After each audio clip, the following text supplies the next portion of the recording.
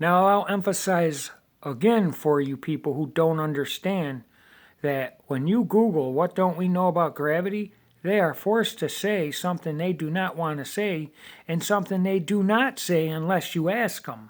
Google, what don't we know about gravity? And they have to say, however, if we are to be honest, we don't know what gravity is itself in any fundamental way. We can only tell you how it behaves. Now they can say, there it is, here it is. That's how it behaves because that's how they tell you it's real. That's how you have it burned in your brain that you are living on the outside surface of a giant spinning spherical water world space ball. If I believe that, then there's no way someone could tell me there wasn't a force or occurrence called gravity to make it possible. But what you're not understanding is what is logical and what is not logical or illogical. When someone tells you, however, if we are to be honest, honk honk, we do not know what gravity is in any fundamental way. We can only tell you how it behaves. And that's illogical to tell me you don't know what something is in any fundamental way, but then go on and tell me what it is doing. That's indoctrination. Okay? The reason why they tell you they don't know what it is in any fundamental way is because of scientific fact. Gravity itself, not what they say it's doing or does, or Cavendish or gravimeters that allegedly measure what gravity does or causes, but gravity itself has never been directly detected per any known means of propagation. No current, field, wave, beam, ray, or particle.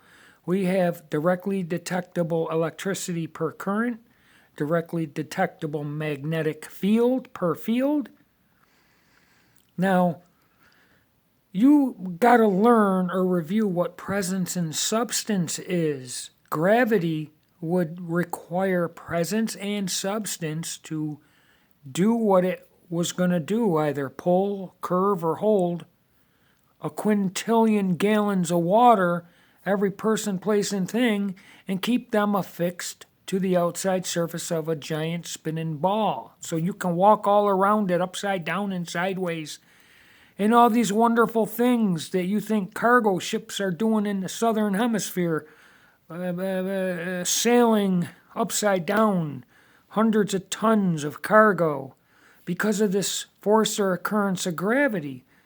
But there is no logic in that because there's no presence and substance of current, field, wave, beam, ray, or particle being employed to interact with that ship to pull, curve, or hold it back towards the center of the earth. How can gravity or water be perpendicular to something that has no presence and substance of itself? When I learned about gravity in school, they taught it to me as if it were a fact.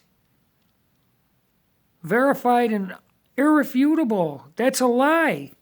It's a 500-year-old theory. And that's why they don't know what gravity is in any fundamental way.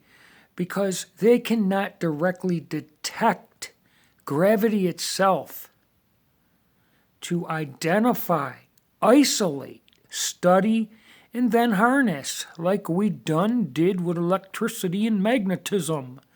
Electricity and magnetism combined aren't doing 1% of what they say gravity does every second on the earth, pulling a quintillion gallons of water, every person, place, thing, blade of grass, particle of dirt, grain of sand, to the outside surface of a giant ball. That is illogical. If we did live on the outside surface of a giant ball, gravity would be a fact, not a theory.